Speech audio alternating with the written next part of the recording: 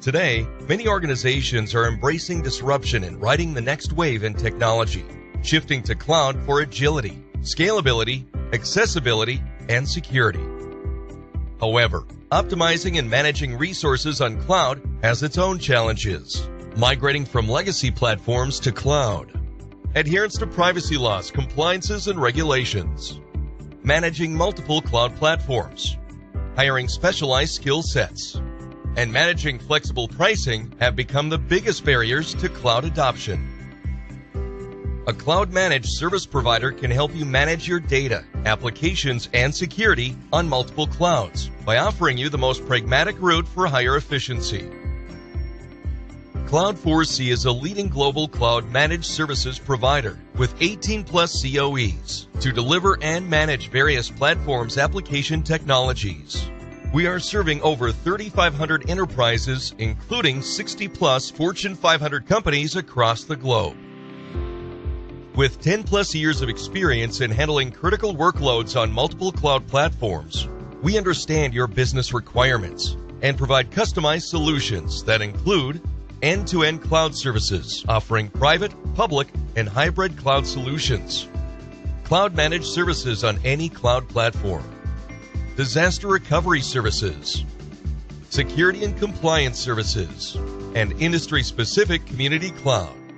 Cloud4C helps you deal with the complexities of multi-cloud architecture and offers you experience with local regulations and global compliances, certifications to cater to your industry needs, robust security with 40+ security controls, platform-agnostic reference architecture, seamless cloud migration with industry benchmarked workload experience, single SLA at application level.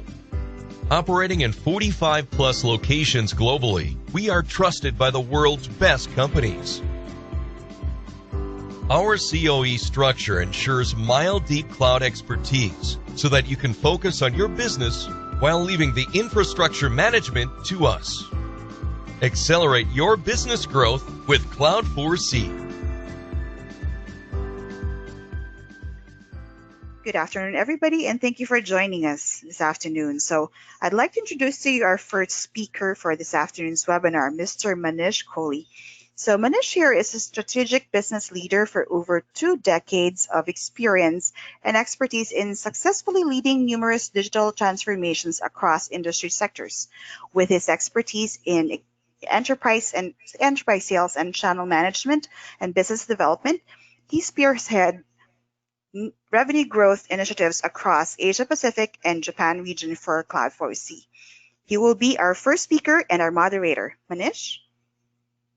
Hey, thank you so much, Faye. Thanks everyone for joining. We have a very interesting session ahead of us. Today we're going to talk about context-aware and intelligence-driven security. So what does that mean? As mentioned, we have a strong panel of experts coming later. So let's get started. If I can have the first screen, please. Okay. So that's my introduction. I currently lead sales and partnerships for Cloud4C across Asia Pacific. Have been in Singapore 20 odd years. Hopefully have met multiple of you in the audience today. So let's see very quickly what's the agenda for us this afternoon. So what is intelligence security solutions? So yeah, we have heard many things about security solutions. Security is one of the prime areas of concern and needs addressing by multiple organizations. So we'll talk about what is exactly intelligence security. We'll make an introduction to Cloud4C. Cloud4C is a managed services company. We'll talk about more what we do in this space. And we'll talk about our expertise in security system solutions and defense management overall.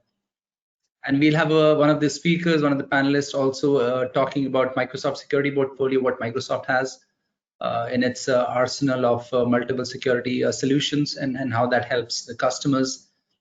And then we'll bring everything together, have a panel discussion with multiple technical and as well as business stakeholders to try and understand how to make sense of whatever is happening in the industry, whether it's COVID related, whether it's in general across industries. How can we help you better prepare for your business for any eventuality moving forward. And then we'll do a wrap up. So just before I proceed, a quick set of housekeeping. So there is a channel, there's a window at the bottom of your screens. It says Q&A, so please put your questions there in that Q&A chat window. We have some gift vouchers for the most attentive audience. So please be attentive and responsive with your poll responses, with your chat questions, and as well as feedback forms that you potentially would see. The QR code is essentially of a security workshop. Security workshop is what we are offering today to multiple attendees. So what is that security workshop? You will see the screen on the left. So essentially we are offering to a chosen few a free workshop extending across 3 or 4 weeks, whereby we will help make an assessment and present the results, identify your gaps, your security posture overall, if there are gaps and if there are some advantages, some strengths, and help you better understand, make sense of your overall security posture. So let's get started. So I'll start by building a context, and I'm sure more or less everybody would relate to this this particular scenario.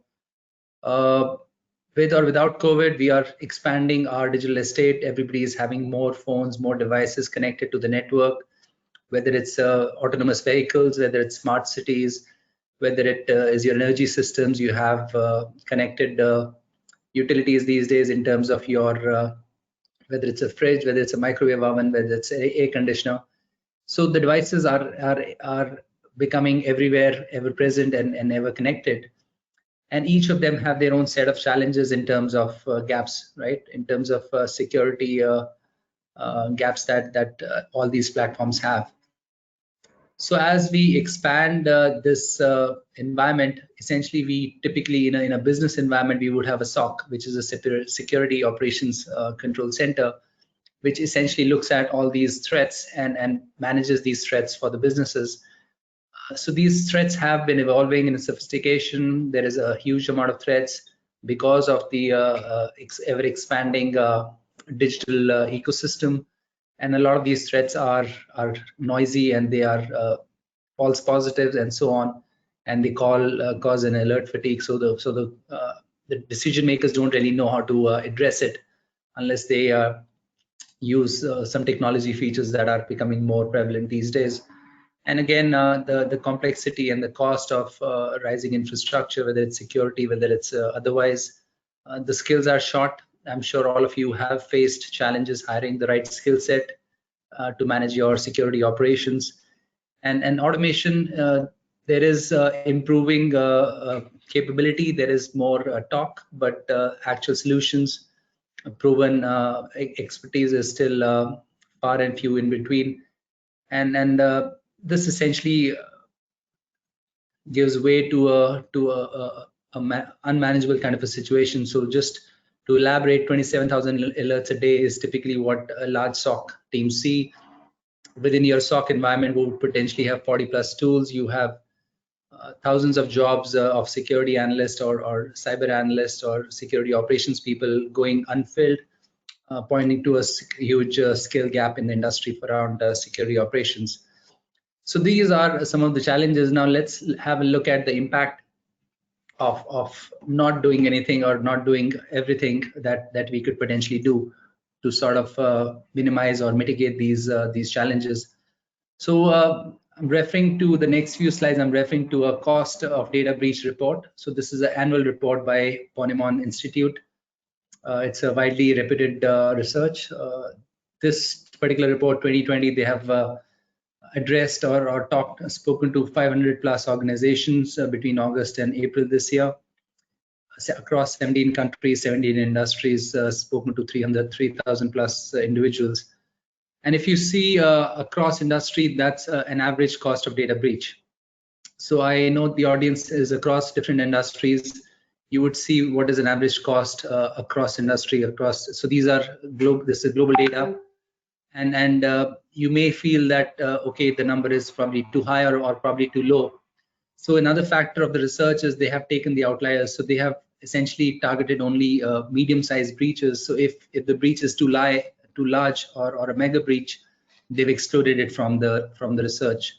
And even if the breach is too small, that's also excluded. So this would be a good indicative number across your industry of a cost of breach. And then as we go along, so pandemics, we've had last 5 or 6 or maybe 7 or 8 years of COVID-19 situation, work from home. Everybody is limited in terms of their ability to address their business requirements and the ability to address issues and challenges. So the respondents have said that basically the remote work has increased time to identify a threat by 76%. 76% have said that the time has increased for identification of threat. And 70% have said that the cost of sort of managing a data breach has also increased. And if you put a dollar value, it's essentially $137,000 is the impact of remote work on data breach cost. So just a number for you to keep in mind, that pandemic essentially has increased the vulnerability of your business and to data breaches. And this is again in terms of incident response and security automation. So we'll talk more about this throughout the presentation, but a lot of companies have invested in incident response teams and security automation tools and technologies. And this is just another data point. So the companies who have a fully deployed security automation, Visivis company, which has not deployed any automation solution or a security automation solution, the savings are in excess of $3 million. So if you are working in an environment where security automation, excuse me, is not deployed or not deployed fully, then there is substantial savings that you can leverage by going in for some of these automation solutions. And again, the data on the right is talking about incident response team. If you do not have incident response team in-house, the time taken to identify and close a data breach or address a data breach results in the cost. And if you were to have a team, then again, there is a substantial cost saving in excess of $2 million. And I'll tell you, so the next screen essentially says one of the key factors when we look at the cyber security attacks or the lack of, a lot of people may not even know that they've been breached. So this is again statistics from the same report. Average time to detect and contain a breach is 280 days. Yeah, now this is conservative. A lot of reports are saying in ASEAN specifically, it takes sometimes 2 years and above for companies to effectively identify and plug in data breach within their environment. So for everybody who has said no, that they've not been breached, it is quite possible that they have been breached, but they may not be aware. So it would not hurt to do an assessment, to do a due diligence, to make sure that somebody is not consistently siphoning off end user data from your environment and your company is not exposed to risk of reputation loss and other risks. Average time to detect and contain is a malicious attack, which is essentially done with an intent to harm, is obviously larger because they will try and do everything they can to prevent detection. And a substantial cost, if your data breach exceeds 200 days and above, then the cost to companies in above $1 million clearly. So let's move ahead. We have some more data. So this was another interesting data point. So a lot of people are saying that despite our investments into this security environment and security technologies, we are seeing a year-on-year increase in the cost of data breach, which is not really true as per this research. So if you see from 2014 onwards, the cost has gone up, but over the past few years, the cost has flatlined or even decreased in certain cases. And one of the reasons is the attributed reason is the increase in automation and increased spending from companies to try and identify threats and have incident response teams in their environment. So this is another data chart which presents a lot of interesting information. So to help you read the top section, the blue section essentially is the amplifying factor. So these are the factors which increase the cost of data breach. So you talk about remote workforce, you talk about stolen devices, you talk about third-party breach, compliance failures. So these are all the factors which increase your total cost of data breach. and you can see all of them. So you can have an internal assessment right now. If your company is not really spending in the areas below, which are the gray areas, which mitigate the cost of data breach, if you've not invested in BCDR solutions, if you're not invested in incident response teams, in AI platforms, in employee training, in security analytics, in vulnerability testing. So all these factors add up and increase and sort of affect your ability to manage your cost of data breach. So a good report, I think, for us to do a self-assessment where we are in terms of maturity of security posture within the company. And then moving along, this is essentially a summary of putting everything together. So what should we do? Essentially, you should invest in security orchestration, automation response. So there are solutions that are proven and industry-leading solutions from multiple vendors that help you identify and orchestrate and automate your threat response. Zero Trust security model, essentially a framework to help you prevent unauthorized access to your data. Many tools, training of employees, automation, skills gap plugging, invest in your governance and risk management programs. Yep, so essentially these 8 steps help us address and minimize the financial burden. So with this kind of a background, let's make a quick introduction to the company Cloud4C. So we are relatively new in the region. Some of you may or may not have heard about the company, but the company is one of the largest born in cloud MSP, managed services provider. We are a Microsoft Azure expert MSP, which is the top tier of Azure certification. The company is headquartered in Singapore with a global footprint across 25 countries. There are 2,000 plus people within the company, and 500 are certified Azure experts. So we bring a very strong technology expertise to the customers here in the region. We are also a very large, or perhaps the largest SAP HANA Enterprise Cloud premium suppliers, which essentially means that our systems, our processes, our expertise is addressing the top customers with their top enterprise applications, which a lot of times happen to be SAP applications. So customers have trusted us with their mission critical applications. We are driving industry leading SLAs. We have strong centers of excellence, 20 plus, ensuring that we deliver the highest promised SLA to our customers. And these are some of the customers. So many large recognized brand names, three of the top 5 banks, top 5 media companies, pharma companies, financial services companies. So essentially overall 60 of the Fortune 500 customers are our customers as well. So at this point, how do we help as a cloud services company? So we accelerate your transformations. We are a cloud services company. It is our responsibility to make sure that you are comfortable and confident about your cloud journey. So we take away that risk. We have experts, 500 plus, as I mentioned. And we deploy all these tools. We define your strategy, cloud and digital, with secure environment, Azure, and so on, and optimize your spend, make sure that your regulatory compliance is taken care of, and essentially you have confidence to make that journey across to the cloud environment. So at this point, let me invite Hitesh, who's Vice President Solutions for Cloud4C across Asia Pacific and Japan. And he's a key stakeholder in the business that we are setting up in the region. Hitesh, welcome. Over to you. Help us understand what you're going to present, as well as some of the data that we've seen on the polls. Thanks, Hitesh. Thank you, Manish. Thank you. Greetings, everyone. This is Hitesh from Cloud4C. Thank you for joining us today. And thanks for staying so long. I know post-lunch sessions are always struggle to stay awake. We'll have some good content, so stay with us. Being a practitioner, I'm always passionate about cybersecurity. I'm a CISSP as well as CCSP. These are some of the top cloud security certifications. In fact, I teach CCSP at NUS, National University of Singapore. So firstly, I will take you through an overview of Azure Sentinel, Azure ATP, as well as Security Center. So you have heard from Manish, there are so many areas of security where and immediate attention is required to ensure that you're defended or you're defending your business.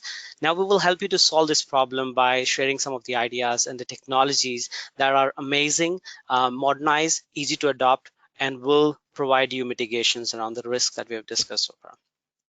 And after I'm done with the next 15 minutes, Kiran will take over and will take you a bird eye view over a complete Microsoft security stack.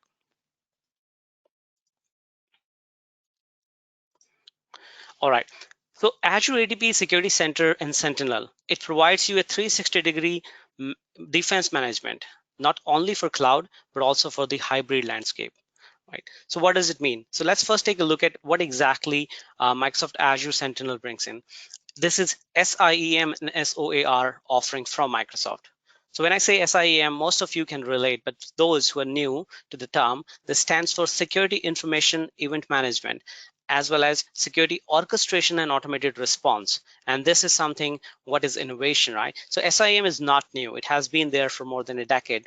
So what Microsoft has done an amazing job is bringing the automation, bringing the AI MLPs to help you orchestrate, curate the alerts, finding a focus of what matters in a flooded log base, and where to focus, how to automate the repetitive task. It is scalable and cloud native. So does it mean it only is meant for cloud? Not really. It is cloud based because it is built on Azure. It offers limitless cloud scale. That means you do not have to do a capacity management for your growing, expanding, or reducing needs. Scaling automatically happens to address your requirement. Sentinel provides you a single solution for detection, visibility, hunting, and threat response. So let us look at traditional approach. Traditionally, SIEM has been used as log managers or log aggregators with limited capacity of correlations. So it did provided great reporting, right? The logs are undoubtedly invaluable resource of intelligence about your network, applications, performance, and security. So what is wrong with the traditional solutions? Well, they are not architected for today's demand. When I say today's demand, we're in a dynamic world. The devices that you have are expanding, reducing, but they're not static like traditional data centers.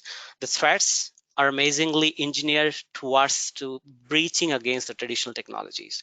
So the legacy SIEM, for example, requires powerful hardware, extensive maintenance, and then you have to do a constant capacity management to keep up. And that is something you do not have to do with Microsoft Sentinel.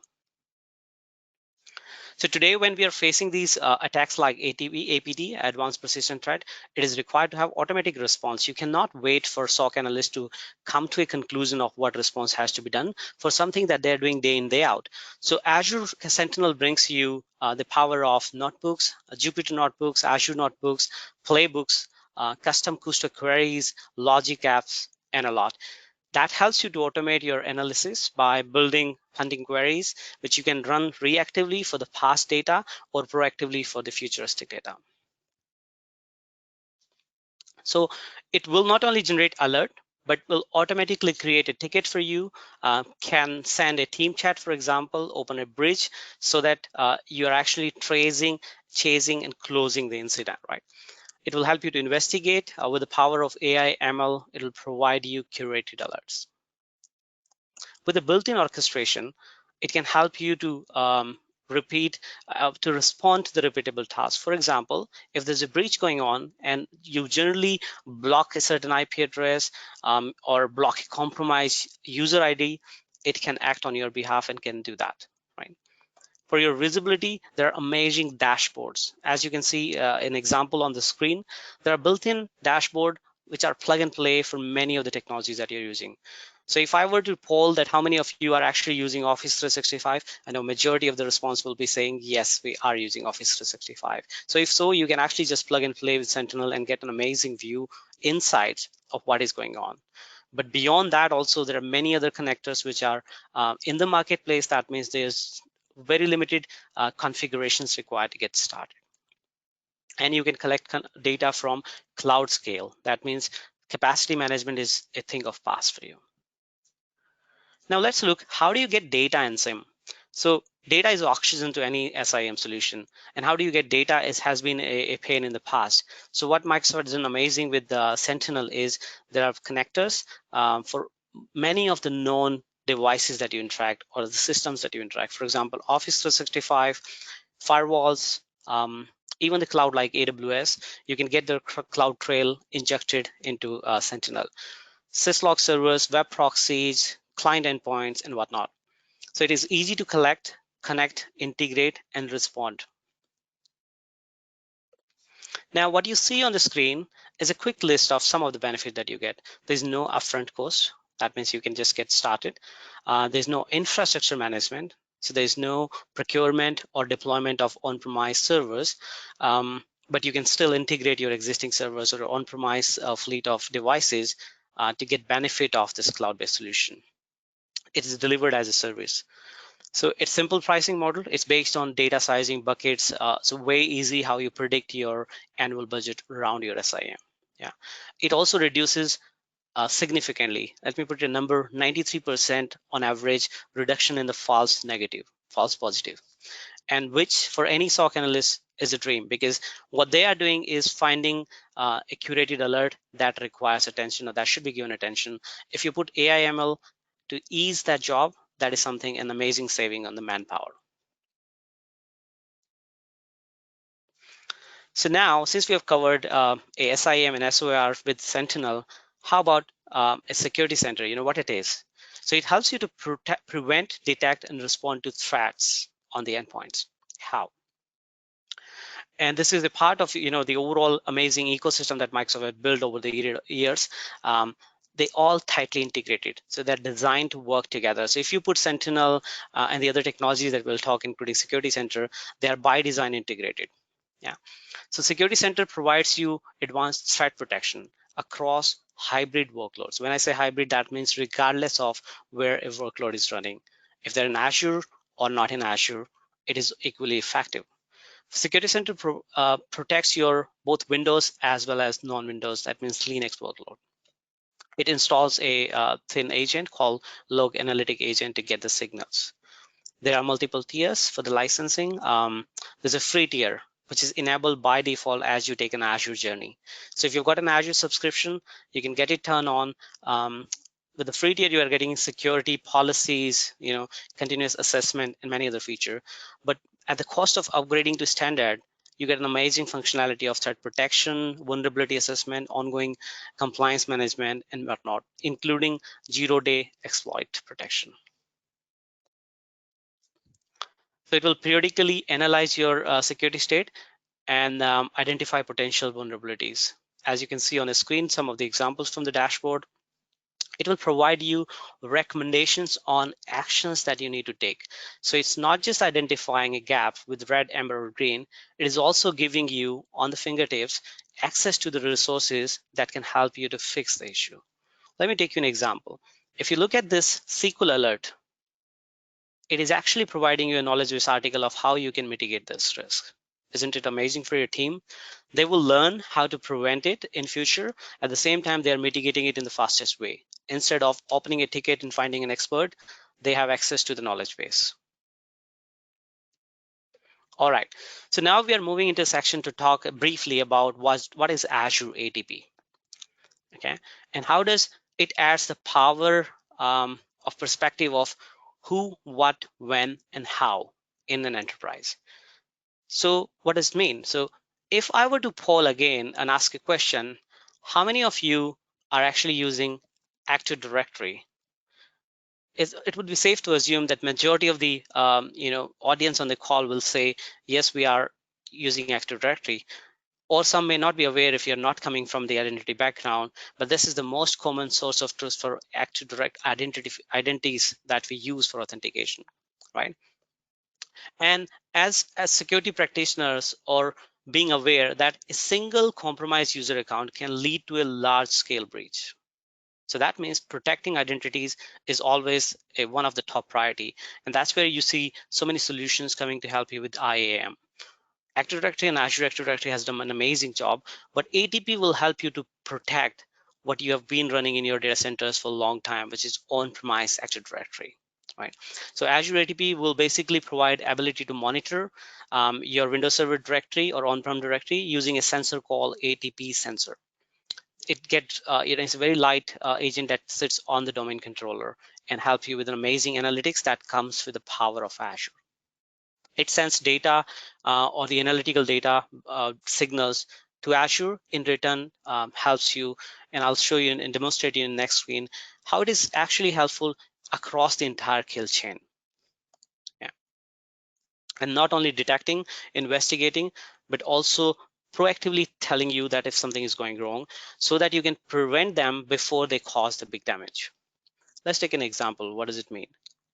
So look at this screen and you will see a kill chain. Now, kill chain, for those who are not familiar, are the model to describe the progression of a cyber attack. So it starts with reconnaissance and goes up to the data exfiltration when the compromised data has been went into the wrong hands, for example. So in the first stage of reconnaissance, the ATP will help you finding the common attacks. For example, any LDAP based attacks are happening in the environment. For the next stage of the compromised credentials, it will help you to tell that there is a multiple password attack or brute force attacks taking place.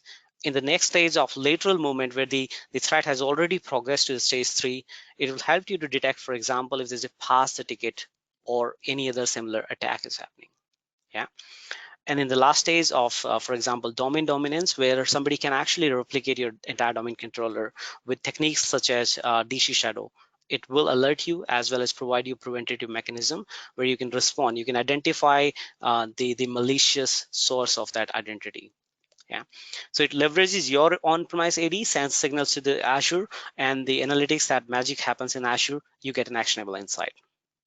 It is real time, and it provides you even the post-breach forensics, which is required for many decision makers to prove that they've done due diligence at their end. So even if the attack or breach has happened, you have why, what went wrong, and all these, audit trail. All right.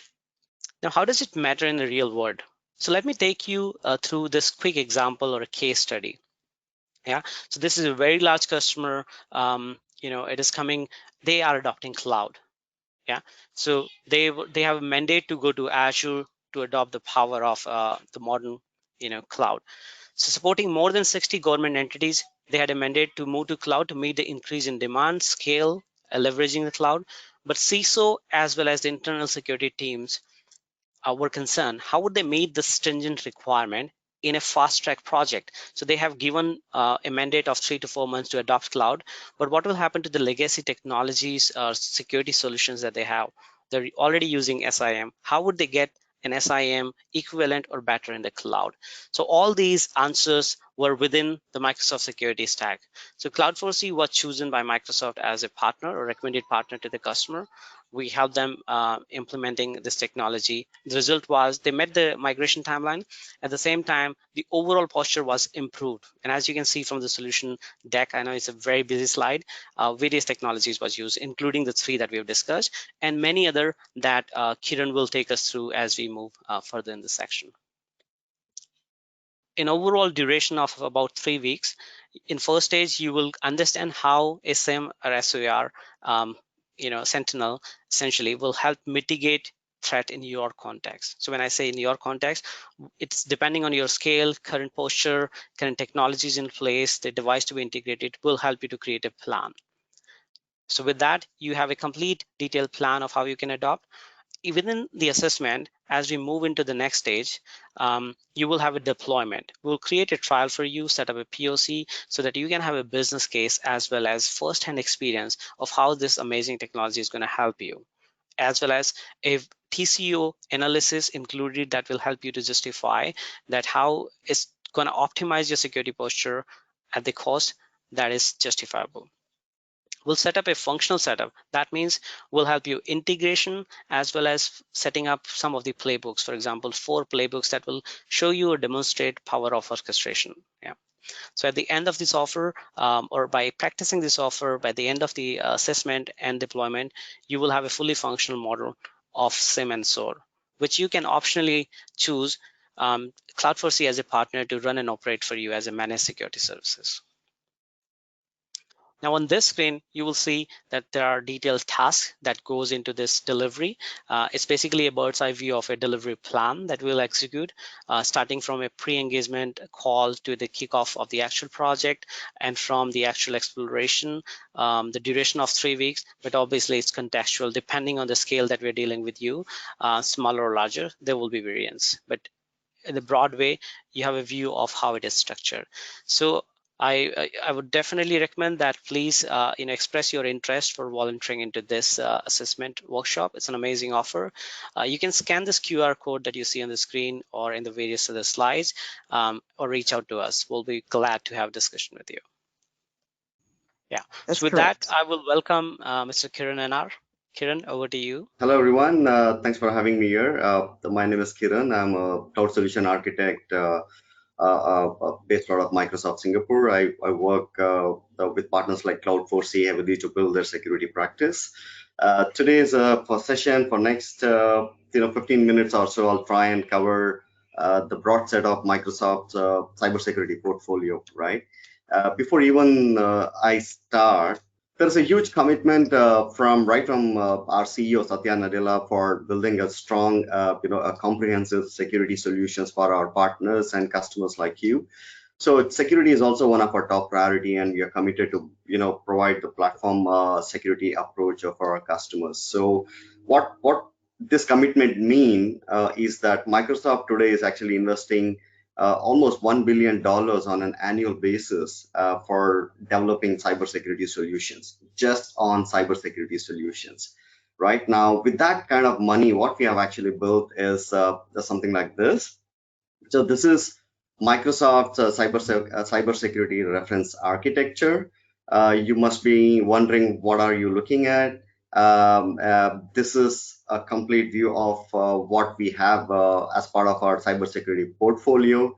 And you must be also wondering, it looks so complex, right? So I do have a newsflash, and the newsflash is cybersecurity is complex. And just to tell you, right, I mean, the slide, even though it looks so complex, I'm here to help you break this into pieces, and then I'll talk about where exactly these security solutions from Microsoft can actually fit in to your use cases, right? And then how does these solutions help you protect your users, your data, your devices, your identities, your cloud applications, and so on, right? So let's get into more details about this particular slide. Now, you as a customer, you are very familiar with this kind of network, right? So this is your on-premises environment with a very strong network perimeter, having extranet zone with DMZ, having next-gen firewalls, intrusion detection, intrusion prevention systems to protect your incoming, outgoing traffic. So this is no-brainer. But what we have seen is we have seen customers like you adopting BYOD kind of trends, technologies, right? Bring your own devices. So now you allow a lot of your employees carry their own device and then access your corporate resources. Then we have also seen large enterprise customers running their own SOC center, security operations center. They have SIEM solutions. They have vulnerability management solutions in place to ensure their environment is safe. We have seen customers adapting endpoint DLP solutions to protect the data leak happening from endpoints. And we have also seen customers, using Active Directory services, and Microsoft Active Directory as their primary directory services to centralize everything and then manage the entire network, right? Now, what we slowly started seeing it is customers started using cloud-based applications. So this is something we have seen a trend in the past 3-4 years. A lot of customers moved from on-premises to software as a service. So today, Office 365 is the #1 software as a service. Apart from that, we do have hundreds of applications like G Suite, Salesforce, Box, Google Drive. All those applications are used in a corporate environment, right? Now, we are also seeing customers adopting IoT technologies. And naturally, when you have these many things in your network, in your organization, you are naturally falling into an hybrid cloud kind of an environment, right? So today, whether you like it or not, you are kind of like, in a hybrid cloud scenario where you are using cloud-based applications. You have devices, unknown devices coming into your environment. You have IoT devices coming into your network, right? So you need a vendor whom you can trust when you are actually putting your data, your users onto the cloud, right? So that's where Microsoft comes in. We are today one of the strongest platform vendors, one of the largest cybersecurity company in the world. Not many people are aware of it. So if you need more details about how we manage our data centers, how we protect your data, your privacy, you can actually go to Trust Center. Trust Center basically gives you all those details.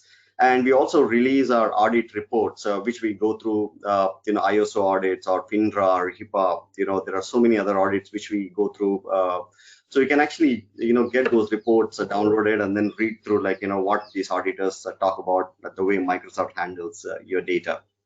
Now, we also seen customers started moving into infrastructure as a service. That's another cloud, right? So when you are moving your workloads onto the cloud, you need a similar kind of setup like your network perimeter, where you have a strong DMZ zone, right? To build something like that on infrastructure as a service, you can actually, Azure has got an integration with a lot of other security appliances, so you can basically, with the click of a button, you can enable firewalls like Palo Alto or Checkpoint to your workloads and then start protecting them.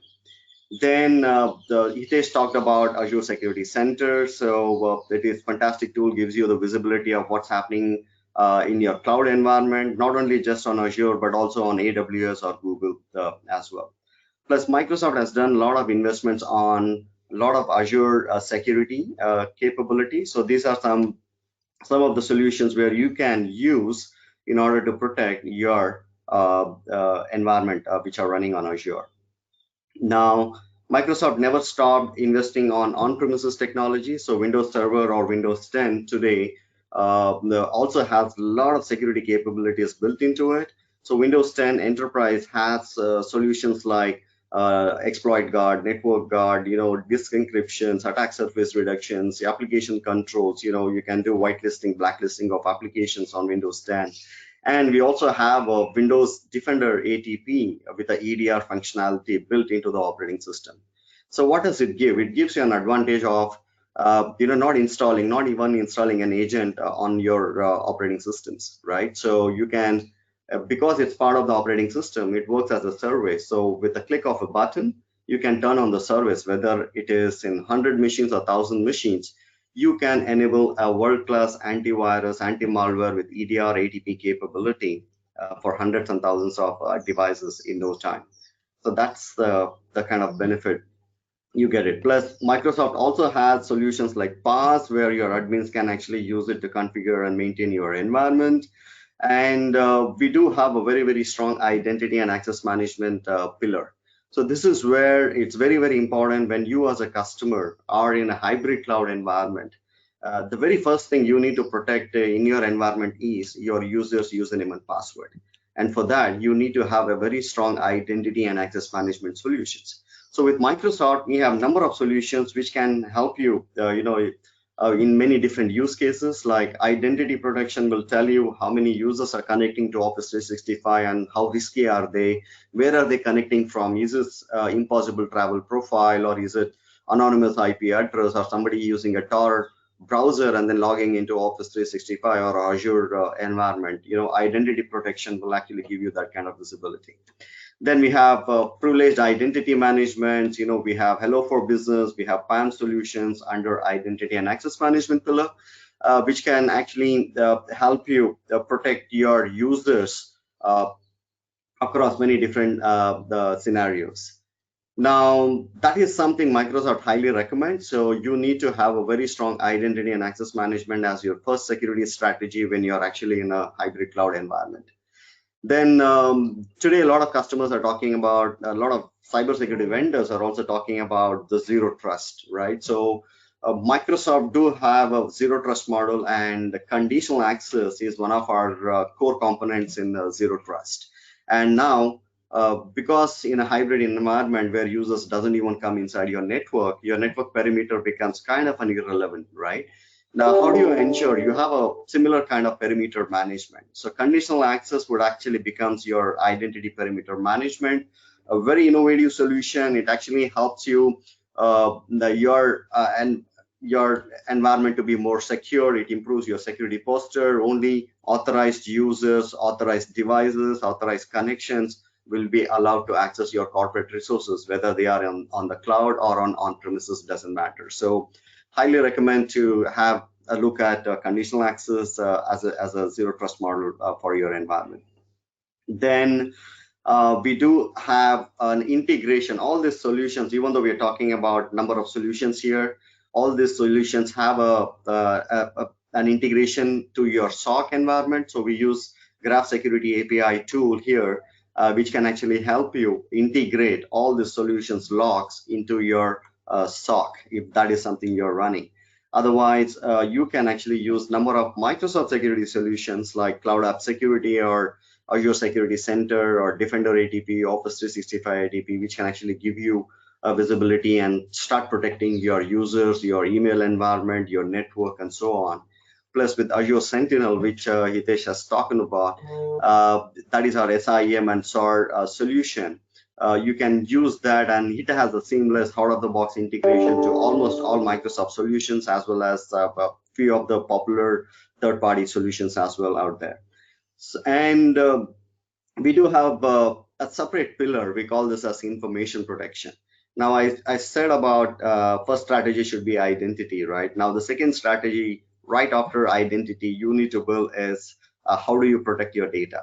Your data can be in many places, right? It can be in your endpoints, it can be in file repositories, it can be in cloud storage applications. So you need a strong information protection solutions in order to protect your data, which are scattered across many different places, right? So with Microsoft, we have solutions like Azure Information Protection, we have Windows Information Protection, we have Office 365 DLP, data governance, which can actually help you protect your data. Apart from that, we also have our CASB, this we call it as Cloud Access Broker in an industry term. And with Microsoft, we call it as MCAS or Cloud App Security. Now, this can actually act as a broker between your users and your corporate applications and data, right? So, and it can actually give you visibility of what's happening to your data, who is accessing it, from where, is there a mass download, is there a suspicious activity or a login. CASB is a solution which can actually give you that kind of visibility. Now, we also have some investments on IoT technologies. Now, if that is something you are looking at, Microsoft has a bunch of IoT security solutions which you can leverage and start protecting and securing your environment. Now, this is at a very high level, Microsoft's reference architecture. And if you look at it, we are talking about at least 30 or 40 different solutions here, which can actually help you protect your environment. Now, one of the differentiator from Microsoft to any other vendors in the market is that one, all our solutions are built-in strategy. We are not bolting on anything. You don't need to install anything. There are no agents. There are no multiple agents which you need to install. And the other biggest differentiator is that all the solutions are tightly integrated with each other. There is an out-of-the-box integration. For example, Cloud App Security has got an integration with Microsoft Defender ATP. And when you unsanction a cloud application in Cloud App Security, for example, LinkedIn or Facebook or Google Drive, for example, when you unsanction that in a Cloud App Management Console, Defender ATP ensures those applications are not allowed to run on the endpoints, no matter where the endpoints are, inside your network, outside, working from home. As long as the Defender ATP is activated on the machines, it will not allow you to run any unauthorized, unsanctioned applications through CASB, right? So that's a level of integration we are talking about. We also have an integration between MDATP and Office 365 ATP, where they can exchange signals to each other. If Office 365 ATP detects a malicious attachment or a file, it will immediately pass on a signal back to Defender ADP, and Defender ADP will scan your entire network and ensure that threat is not there already in your environment, right? So there are a lot of other integration scenarios we can talk about it. So if you have any other questions, please feel free to reach out to Cloud4C reps or even Microsoft, and we will be more than happy to take you with a deeper conversation and possibly a demo as well. Now, from the credibility perspective, like today, Gartner recognizes Microsoft as one of the strong leaders in the cybersecurity space. So we are the leaders in most of these magic quadrants, like endpoint protection. MDATP is the leader. For cloud access security brokers, again, Microsoft's CASB is the solution, which is like top in the list. UEM, enterprise archiving, or even access management. And this list is growing. I mean, we would become leaders in a lot of other areas as well very, very soon. So with that, let me stop here. And if you have any questions, please feel free to use the Q&A panel. We are here for next 30 minutes or so. We are happy to take your questions as well. So with that, it's over to you, Manish. Hitesh. Yep, thanks, Kiran. So allow me to make an introduction. Vivek Chatrat, he's the small medium corporate business lead for Microsoft in Singapore. Welcome, Vivek. Hi, thank you very much, Manish. Thanks for being here. Hi, Avinash. Thanks for being with us again. Good to see you. You want me to not be quiet, right? Okay. Thanks for probably talking to one of his kids here. Okay, Kiran and Hitesh, you can be back on the panel as well. Let's have an interactive session and get this started. So thanks everyone. Kiran, I don't see you on video, so unless okay, let's give him a few minutes. So I think my first question is to you, Avinash. So your role is you are a security solutions group lead for Microsoft across the APAC region, and you have obviously been working with multiple stakeholders on their security posture. You are across the common challenges and some of the best practices that the customers, medium and large, are sort of adopting. So give us your sense, maybe 2 or 3 top challenges that you've seen customers sort of concerned with, and maybe 2 or 3 best practices that they're adopting. Sure. So actually, if you look at with COVID, the new norm is everybody's working from home. As a result of that, we've seen attackers also upping the ante in terms of going after vulnerable customers and end users. They're using the same old mechanisms that they've had. They've just changed the flavor of the delivery to COVID and using that as a delivery mechanism. So we see increasing spam and phishing attacks going towards customers. We see an increasing amount of threat exposure for customers as well, because now those devices that were traditionally inside their corporate network are now outside of their network. So there's a heightened amount of threat exposure. And lastly is overall from a threat alert and volume perspective, there is an increase as well. So clearly the SOC team has been very busy just going through all that amount of data that's coming their way. So they need a better and more effective way to manage that as well.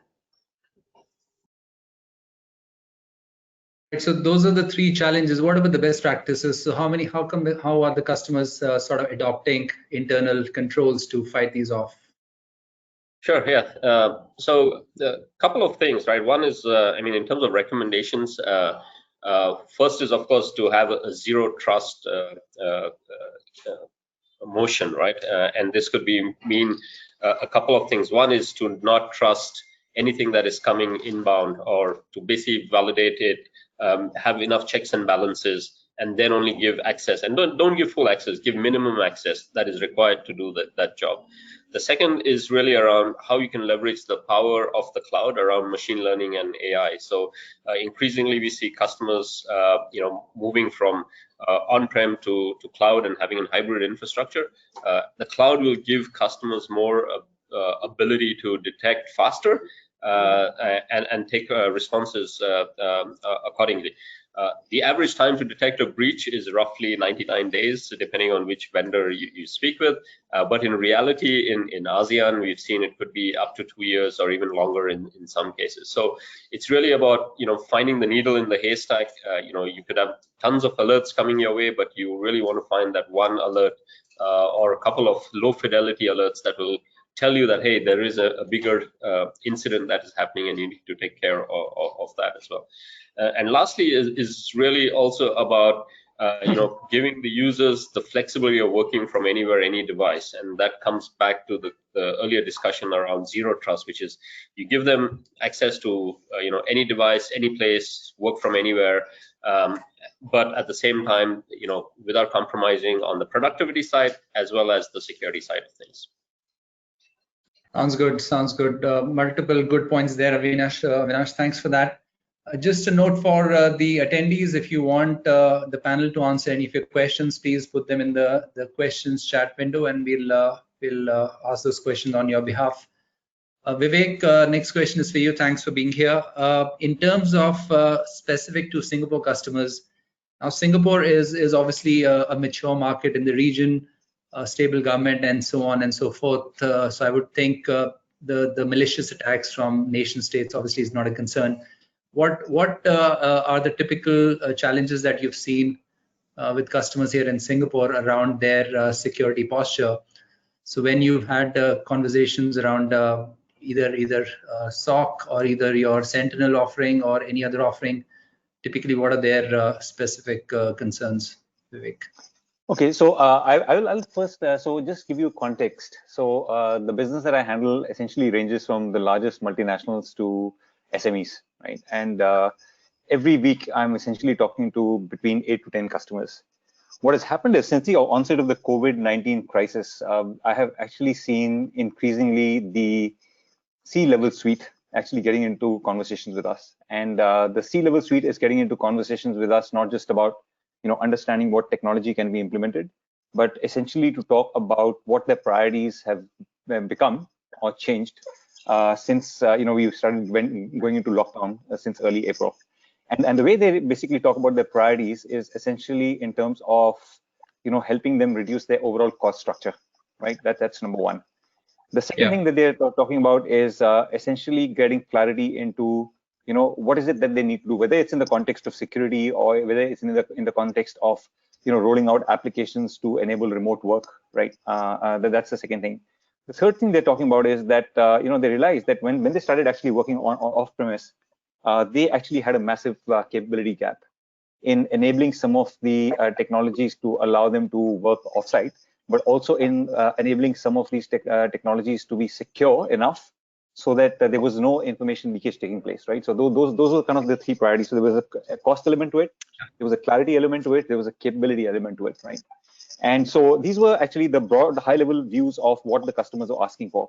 Now, increasingly, the agenda in terms of, so the way we were having we have these conversations with customers since the onset of the COVID-19 crisis is around Horizon 1 priorities, Horizon 2 priorities, and Horizon 3 priorities. And we define Horizon 1 as something that customers want to do in the 1 to 6 month timeframe, which essentially means, and the reason why we are having these conversations now is because, again, because of the COVID-19 crisis, what was the priority in November or December last year ceased to be the priority, in March or April, because the entire world turned topsy-turvy, the business went out of the window, and essentially the priorities changed. So the things that have come out as top priority and Horizon 1 and 2 that underlies, the maintenance of cost, building the capabilities, and getting clarity in what they wanted to do is around, number one was automation, right? Because the hitherto manual processes that were essentially time-consuming, error-prone is something they wanted to kind of automate, right? That came out as a clear top priority. The second skill set, right? So that was how do we actually quickly roll out apps? So anybody who's working remotely, right, whether it's a frontline staff, whether it's somebody manning, my manufacturing operations or so on, how do we actually give them the capability to perform functions that they were hitherto performing, in a manual fashion? The second thing that came around was around the unification of all the data that they had within the organization, because nowhere now, you didn't have access to Office. You actually had data sitting in silos, and then you suddenly realized that everything was kind of all over the place. But the most important thing, underlying the ability to work remotely as well as the analytics, was that how do I actually secure all of this, right? And security came out as a #1 priority, and increasingly we saw attacks taking place. And there's an FBI report that came out at the end of March, which basically said that as a result of the pandemic, the number of attacks, cyber attacks, actually had increased fourfold in the world, and that was only at the end of March. I would assume that the number of attacks compared to pre-COVID scenario and now has probably gone out 6 to 7-fold. And more than ever, we actually saw the accounts of very senior level executives and people who actually held a lot of confidential information getting compromised, more than ever I've ever seen before, right? So there were a lot of these compromises, and I'm telling you, the kind of tone that we've been hearing from the IT department is essentially one of panic, right? So what we have done essentially to address some of these challenges is that now obviously we are working with partners such as Cloud4C in getting onboarding more and more partners into our security program. So we have enough capacity out there to serve our customers' need to go in and do assessments, to essentially give customers, #1, the clarity that I talked about, right? Because they need clarity that I am in this state and I just need to understand where I need to go. But concurrently, I also need to understand what Microsoft together with its partners can do to build up the capability of my team. Because as Avi talked about, Avinash talked about, I just like to call him Avi, so his name is Avinash, right? And as my friend Kiran talked about, the entire nature of a CISO's function or a security person's function has changed, because there's so much intelligence that we build in, so much telemetry data that we're gathering in, the information that we offer, that we need to train up the security people of today into what is it that they need to be looking at, and what is it that they need to be responding to, and so on, right? So in support of that, what Microsoft has done is we actually democratized a lot of our security training, right, through a platform that we have called Microsoft Learn, right? So even if you went to the web, it's a lot of internal trainings that we had for our own people, where if you're a security engineer, right, or you are a security architect, you can actually go in and take deep level trainings to actually enable your capabilities. And this is essentially something we did when we started getting feedback from partners such as Cloud4C, that look, there is a lot of capability that Microsoft is building in the cloud. And because we guys are basically building these capabilities and enhancing these capabilities pretty much on a daily basis, there is no way that people can actually get up to speed on what are the new capabilities that are coming out. So we basically democratize this platform to have any of our customers and partners go and take training for free, to get the capabilities up. So that's one. So there's the assessment part that we are doing with the partners like Cloud4C. We democratize the education. So that's to address the needs of our customers around the capability piece. So remember, I talked about clarity, I talked about the capability piece. On the third piece, which actually Kiran did allude to in his presentation, is around the cost piece. Because one of the things we've also realized is that every customer we are going into, right, and I can't give the names of the customers because these are not publicly referenceable sites, but over the last 6 months, since the onset of the COVID-19 crisis, we've actually gone in and done a TCO analysis for our customers around the security vendors that they have in the landscape, right? And honestly, they have so many security vendors where there is duplicate, right, functionality of these security vendors for all that they do, but the customer is still paying money to each one, right? When we went and did a TCO analysis, and we realized that there are security vendors that many of our customers use for capability that they've already bought from Microsoft, whether they've bought Microsoft 365 or whether they've got actually Office 365. There's a lot of assessment that we do, a lot of threat analysis that we do based on the telemetry data that we are basically analyzing in the cloud through our Microsoft Intelligence Security Graph. And we are actually making it available directly to our customers. So right now, what we're doing is, together with our partners, we are doing a lot more TCO analysis for our customers to help them assess where are the gaps, firstly, within the security landscape, where they're doing double spend or triple spend, right? Then they should actually be doing. But then we also basically, put the picture together again, to what Kiran talked about, is that all the security components that we're putting in all talk to each other, right? I will send telemetry data back to the same Microsoft Intelligence Security Graph. And we basically use the machine learning to basically give intelligence to the customers, which they can act on. And that goes back to my earlier conversation around that, the role of the security person has changed. And we are now enabling them to understand what the change looks like. So we are closing the circle for the customers around the cost element. How do you save money? But at the same time, you get clarity in how you should move ahead. But we're also helping our customers build the capability to make that move. Because one without the other will not work, right? If you just tell somebody, I'll save you money, but then you don't give them the capability to, or the roadmap on how to proceed, then pretty much, there's nothing that will actually, get actualized.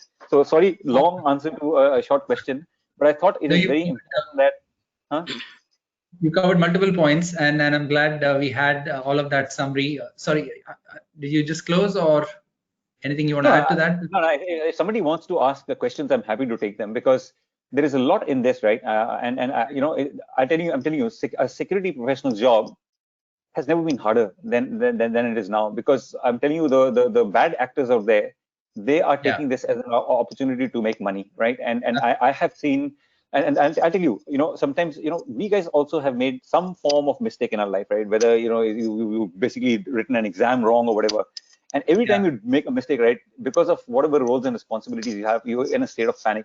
I have never actually seen my friends in the security domain in as much of a state of panic as it has happened in this COVID-19 crisis, because this one has really thrown the world out of gear, right? And we are trying to do our best, right, to help people out. So let me bring my friend and colleague into the conversation. He's one of the security practitioners representing Cloud4C, who's actually talking to multiple customers. So Hitesh, Avinash, we spoke about zero trust, he spoke about hybrid, he spoke about automation, machine learning, and then Vivek spoke about capability, clarity, complexity, and cost as the three pillars. So in terms of the value, how are we helping Microsoft in this particular journey? So how are we helping plug the capability gap for the market in terms of being the right partners? How are we sort of addressing the cost and complexity part of it? Give us our view, Cloud4C view of addressing. Sure. Thanks, Manish. So, based on our experience, how we are interacting across the globe with the customer, I will completely echo what Vivek said. That's true. The customers are in panic, right? I mean, in the past, they used to buy point solution. There is a complexity in the environment already, residual complexity, duplication of the controls, but the effectiveness and the measuring of the complexity does not exist. They don't know whether they are mitigated or protected enough, right? So they're trying to do due diligence by evaluating partners, and the solutions like Microsoft, but they are unsure of what to do. And that's where the expertise come in, where battle tested methodologies, because it's not one customer or one scenario of Cloud4C itself we are helping. Our SOC is operating 24/7, operating customers like bank and fintech, who just cannot afford a breach. Their news next day, right? So we've been helping at that scale, a Warzone scale, and it's not just about one technology or skills that is usually helpful. They need a variety of skills, including from the incident managers, SOC analyst, technology specialist. We bring in 600+ Azure experts. And that is just one part of the ecosystem that is required to heal that, right? So as Vivek said, anytime we are across this customer, first of all, we start with an assessment so that they have a clarity of where they stand today. What is the as is stage, right? What are the, because security and being a practitioner, I know risk assessment and risk management is critical part. Where can you focus your next 1 hour, 1 month, and your 6 month? It is important to know. Is there any low-hanging bridge that you can just buy?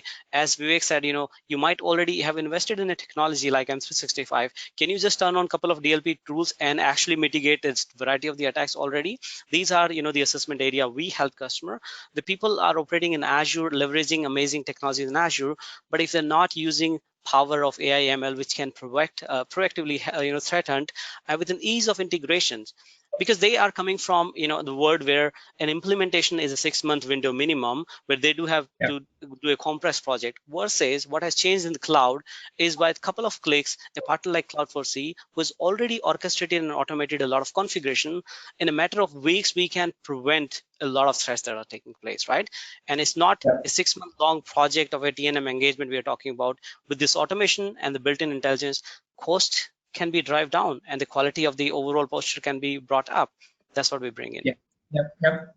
Thanks, Hitesh. And again, multiple questions from that as well. So Avi, I'll come to you next. So Vivek spoke about cost complexity, doing TCO analysis for our customers. And the challenge has been that there are multiple solutions, right? So back in Semantic McAfee days, 10, 15 years back, and we've been in those days, there were 2 large security partners, vendors, and the rest were small startups, till it became that the small startups became bigger, and the large vendors who did not innovate, did not evolve, they essentially went away. And now we have again a scenario where there are large vendors talking about a broad portfolio of solutions. So there has been, I mean, I think now it's become easier, cloud scale and all that positions Microsoft well in this new scenario. But over the past 5 or 10 years, there has been always this argument, best of breed versus a single vendor for majority of your solutions. Because if you have well integrated solutions from one vendor, then you have less gaps, right? So probably a little bit of loaded question, but in terms of, because we have to address, like Vivek said, the issue of complexity and cost and overall TCO. So what are your thoughts on some of the? That's a fair point. And today, most customers have got multiple point solutions, right? The challenge with those point solutions is how do you integrate them together? When you want to find, the needle in the haystack, and you've got overwhelmed alerts coming to your SOC team, it's really going to be difficult to correlate across this. Having said that, I'd also like to put out some cases where we've worked with customers who've been breached, and they bought all of these state-of-the-art tools at that point in time, but yet they were breached and they couldn't detect the breach. The only reason why they detected the breach was either there was massive amount of ransomware, or there was an email that was sent saying that, hey, if you don't pay us so much money, your systems are going to be, turned off. So they had best of breed solutions, but clearly the signaling wasn't working, and the correlation at the back at the SOC layer wasn't working as well. And that's the reason why customers should look for an integrated solution. I've spoken to multiple CISOs in the enterprise space, and one of the key asks from them is we want simplification, we want something that works better together, and we want something that will give us the real alerts that we need to focus on, rather than tens and thousands of alerts. So that's where also Microsoft is focusing on. If you look across the stack, with Office ATP, Windows Defender ATP, Azure ATP, the identity protection, and then Sentinel coming in and pulling it in nicely together, allows customers to get a unified view and a single pane of glass across the Microsoft platform, but we can also extend it to non-Microsoft products as well. So if you've got network solutions, from third-party vendors, we can integrate that, and we can give you a solid view of what's happening in your infrastructure, powered with machine learning and AI, and then we can also take it a step further in terms of automation and orchestration as well. Thanks for that. And yeah, no, it's good comments. Sorry. Yeah, Manish, this was Kiran. We had a drop off. Just to add to what. Is your video working by any chance, Kiran? No, I think I have a poor connection. If I put on my video, probably you may not hear me. So sorry for that. Extremely sorry. Just to add Avinash's point, right? I mean, having one platform or one vendor versus best of the breed. I'm basically want to talk in terms of Microsoft's context. If you look at it today, Microsoft has a very, very comprehensive solution across multiple pillars, be it identity, be it information, be it threat, be it cloud security as well, right? And all this, one of the differentiators from us to other vendors is also how we integrate, and this integration, it's out of the box, which will definitely help reduce a lot of cost and development effort for our customers, right? That is a huge, huge benefit for our customers. Plus, from a Microsoft point of view, if you look at it, a lot of our solutions, even if we compete point solutions against the industry, like it might be CrowdStrike or Semantic Antivirus versus MDATP. Today, Gartner recognizes us as one of the leaders in that space, right? CASBs, UEM. So we have the best of the breed technologies, as well as we have a platform approach as well. So it's like perfect choice for our customers, to embrace on Microsoft the platform. All right, thanks for that, Kiran. Vivek, I know you have a hard stop. Maybe just one final question before we let you go. Happy to have you if you can stay, but if you need to run, that's okay as well. Just in terms of the SOC, the Security Operations Center, how it's evolving, given what's happening in the industry, in the environment, is Singapore a good location? Is it a choice location for some of the global multinational customers you spoke about? If they are thinking of setting it up, are they evaluating between their own SOC operations, or they're looking to outsource? SOC operations to large MSSPs, or what's really in terms of managing the complexity overall? What's their thought process? How are they planning to do it? Okay, so no, good question, right? So firstly, we did see a preference for outsourcing some of this stuff to external parties. We were seeing that before even the COVID-19 crisis hit, because security actually has become a very complex domain, right? And the number of advanced security professionals, the supply is definitely not keeping up with the demand, especially with the ongoing threats that were emerging. Now, post-COVID, as I was kind of quoting the case of FBI at the end of March, saying that the number of attacks, cyber attacks, had actually gone up fourfold, which may have now gone up eightfold, right, in the last 4 or 5 months. I think the ability of organizations to cope with the level of attacks from external parties is only going to increase. So I think they need specialists on that. And more and more, at least in what we are talking to customers, they are looking at some senior people within their own organization, at least to be an organization spokesperson, and to be an organization's kind of window into what information is critical, right? Because there are so it's about 5% or 10% of your organization information that probably holds 90% of the organization value. So you need to have somebody within the organization who at least understands what is that information that's important and how does it actually need to be secured, right? And then there are obviously regulations, compliance regulations. There's obviously governance structures that need to be put in place. So there's somebody that they still will be thinking of retaining internally. But for the SOC piece as such, right, they'll probably be they're looking, and I'm increasingly hearing that post-COVID they'll outsource a lot of this stuff. They won't actually keep it in-house.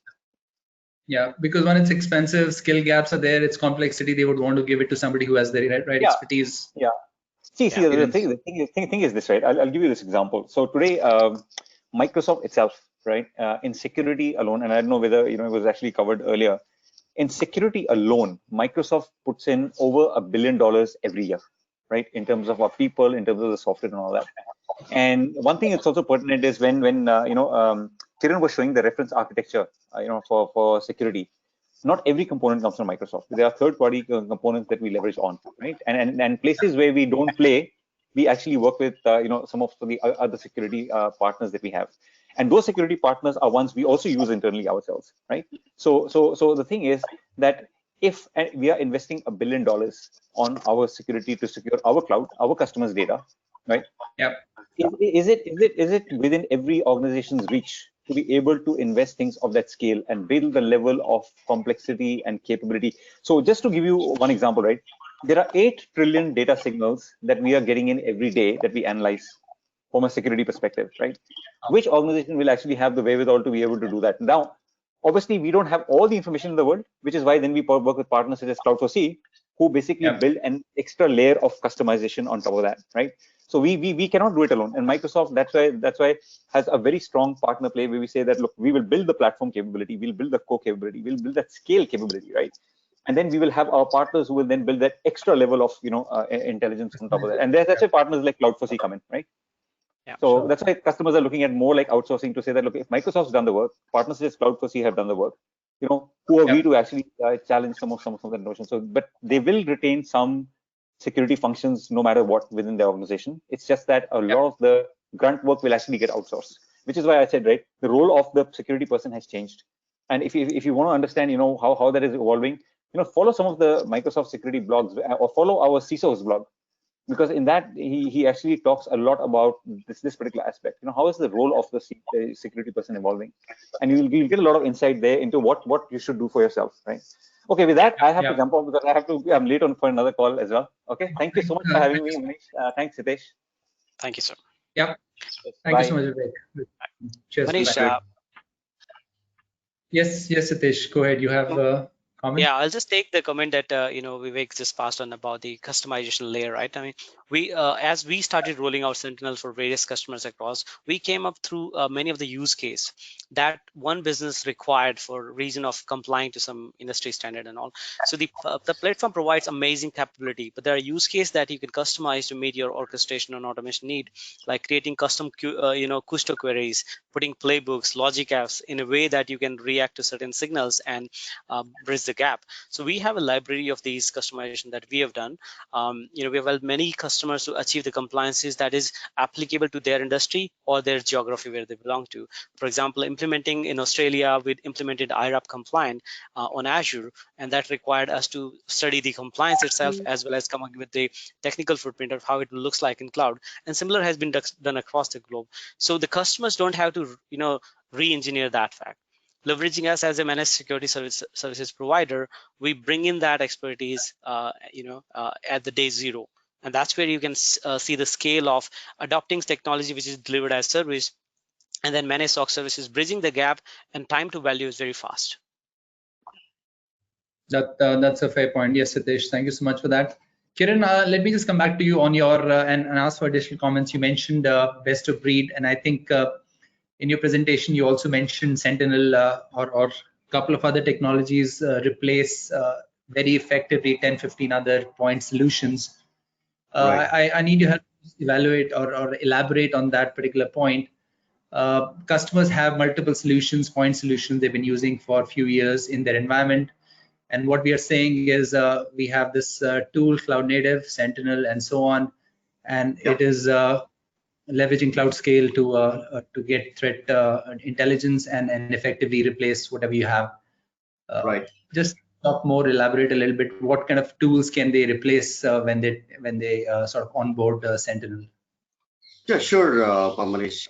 I think I spoke of the huge architecture, right? I mean, and I also mentioned there are about 30-40 solutions which we are talking about there. And today, if you look at it, there are a lot of customers are using multiple vendors, so that also brings up a vendor complexity, right? And if you look at today, just to give an example, like for example, to protect their email environment, customers have solutions like Symantec or FireEye, email security gateways. For protecting the endpoints, they might be going after CrowdStrike or FireEye or any other endpoint solutions, endpoint protection solutions. To protect identities, Okta or Ping. To protect the network, CyberArk or Exabeam. And now, for CASB kind of solutions, Netscope or Checkpoint CASB kind of a solution, they might have already there in their place, right? And this definitely brings a lot of vendor complexity for them. They can't really simplify their environment. They need the trained professionals on Okta or Symantec or FireEye or CyberArk to manage it, right? So with Microsoft, what we are telling them is like, you could actually replace all these vendors with Microsoft solutions. For example, Office 365 ATP can easily replace all the email security solutions what customers are using today. And for endpoints, I was talking about Defender ATP with EDR capabilities can easily outrate, and we are the leaders in that space. IDC or Gartner is actually rated as leaders in that space. When it comes to identities, like Azure Active Directory with identity protection, with PIM, with Azure B2B or B2C, we can actually replace the heavy investments customers are made on Okta or any other identity solutions. When it comes to the network solutions or network protection like CyberArk or Exabeam, Hitesh spoke about Azure ATP. That can be easily replaced. I mean, CyberArk can be replaced with Azure ATP. And CASB solutions like Netscope or Checkpoint, you can replace with MCAS, Microsoft Cloud Application Securities. And the good thing about this is like, one platform can actually bring you better TCO, good return on investment, reduce your cost, as well as like, we're talking about the integration, and all the solutions have a out-of-the-box integration. So customers can actually have one pane of glass for all those environments and then see what's happening in the environment. Yeah, I think it was well captured by Vivek when he said the customers want to, the CISOs typically or specifically want to reduce the complexity of the whole thing. Yeah. If you go for best of breed, yes, you may have best of breed, but then you can't manage it. It's just a nightmare. Then you have gaps in between. So I think we are about 10-12 minutes over. Maybe I'll ask any final recommendations, suggestions for the audience. Maybe a couple of minutes or a minute from each of you. And Avinash, you can, I don't know, yes, okay, maybe we start with you, Avinash. Any couple of comments before we close the panel? Any suggestions, recommendations? Yeah, I think one is get used to the new norm of working remote, right? It's going to be some time before folks will actually be getting into the office. So, clearly the topic which I mentioned around zero trust is going to be really critical to get your security right. So basically trust nobody, and give minimal access to anybody who's trying to come into your infrastructure. The second one is really around the posture that you take when it regards to security. So my advice to customers is always assume breach, which is if you don't know you've been breached, think like an attacker is already inside your network, and then plan accordingly. Yeah. So really about detecting faster, investing in tools that obviously Microsoft has tools, but there are other tools that you can also go for that will allow you to detect how an attacker is moving inside your network. A classic example for us is when Microsoft's incident response team goes on site, there are 3 tools they will deploy. One is Azure ATP, for example. So it detects how an attacker is moving laterally between machines. Sentinel for the SIEM to get the correlation, and Defender ATP, which is the endpoint EDR. So we get indicators of compromise on the endpoint. So really about how quickly you can detect and then have a good response strategy. Most times customers don't have a incident response plan, or if they have, it's only on paper, but they don't know how to execute it. So it's really important that customers have an incident response plan. They do the tabletop exercise, as it's called, or the fire drill for IR, and then plan the actions and look at the gaps from the fire drill, and then work on addressing those gaps as well. All right, sounds good. Thanks, Avi. Hitesh, you want to go next? And Kiran after that? Yeah.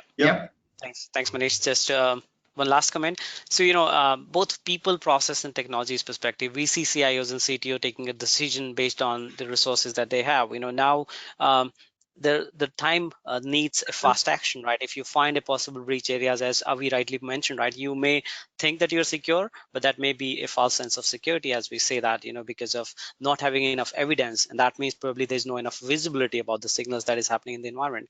So feel free to connect to Cloud4C of any of us. We're happy to use the technologies that are available and the expertise that we bring in to fast track the real result realization, right? So to get you assess where you stand today and see what can be done in a faster and a constrained budget as well, right? So feel free to reach out to us. Happy to have a one-on-one discussion as to how it is contextual and how it is applicable to you, what we bring in. Just on that note, there are details of the workshop on your screens now. Why Cloud4C is the right partner to do this assessment also is mentioned. We are Azure Expert MSP, which is the top tier. I'm told they are between maybe not more than 7 or 8 expert MSP across Asia Pacific region.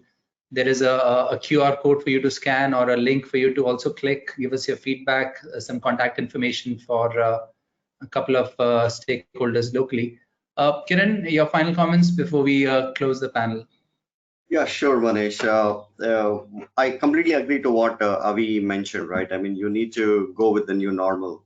And my recommendation is you definitely need to have the minimum security implemented. Something like MFA, multi-factor authentication is a must for any organization. If you have not done it, please go ahead and do it. It will definitely help you, stop the identity compromise for almost 99.9%. This is not Microsoft saying, this is what industry is saying, right? It's a very good solution. Customers should have that. The second one is Microsoft also has a lot of tools like Secure Score, which can actually tell what is their security posture for Office 365, for Azure, for their endpoints. And these are the tools which are available freely, and Cloud4C, you guys are experts on running those, right? So customer can actually himself go and then check what is the security posture, and then there are details given like how can they improve their security posture by taking necessary action. So these are tools which can actually tell them, okay, know your security posture for today, and then take necessary actions in order to improve that, right? So customers should make use of these things, and then ensure their environment is protected. Sounds good, Kiran. Thank you so much for your time on all the 3 webinars, not just this one. We had Malaysia and Philippines, and this is the Singapore one. Thanks, Avinash. You've been very patient as well, and a great partner. Thanks for supporting us on this journey. Thank you, both of you. Thanks, Hitesh. and we'll stay in touch. Thank you so much. Cheers, guys. Thanks for having us here. Everyone.